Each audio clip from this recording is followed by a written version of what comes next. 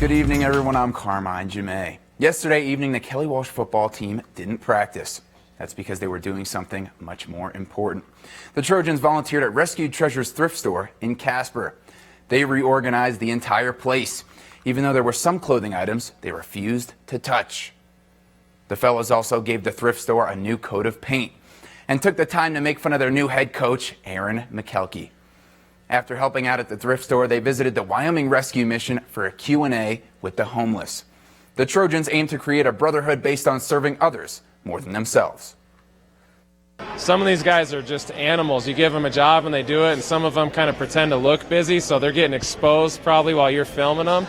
But it's not just the teamwork, it's also work ethic. Like, are you willing to sacrifice for the team and do this instead of just catch touchdown passes? Just to have this much help come in and help reorganize the store and get it all up and going, working more efficiently, flowing better, it's just been really, really great. Good for the Kelly Walsh football team, learning some great life lessons while helping others. And you know, we can't have Kelly Walsh without Natrona County. You may have noticed the NC hat following the Trojans even while they volunteer. Very sneaky. Well, in just 2 weeks, both Casper football teams play their first game of the season. Last year, Natrona County beat Sheridan to win their 4th state title in the last 9 years. That completed an 11-1 season. In 2018, the Stangs had the best team defense and the best team offense in the state. That team had 14 players that were either first or second team All-State. But this year, they return just 4 of them.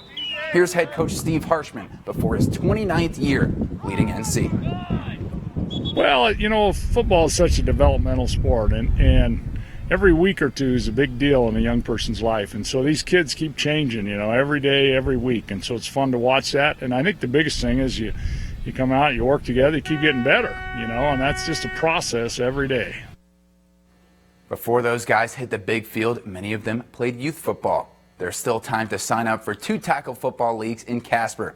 That's the Casper Junior Football League and the Casper Midget Football Association. The CJFL has a division for 1st and 2nd graders and another one for 3rd and 4th graders. Then the Midget League is for 5th and 6th graders.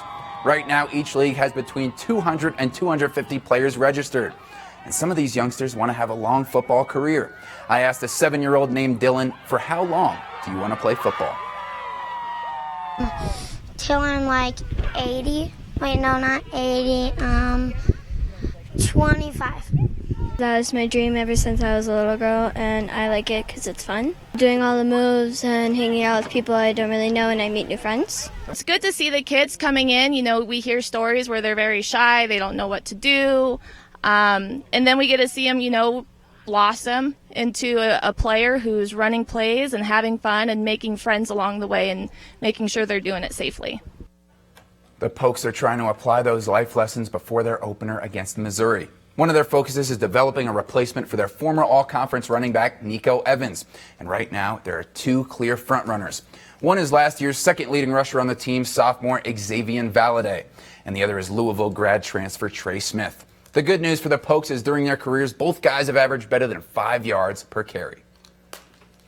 Try to, provide experience and advice to the young guys in X and just give them my experiences from what I had at Louisville and, what I'm learning now. So I'm just trying to help give whatever I can to the guys.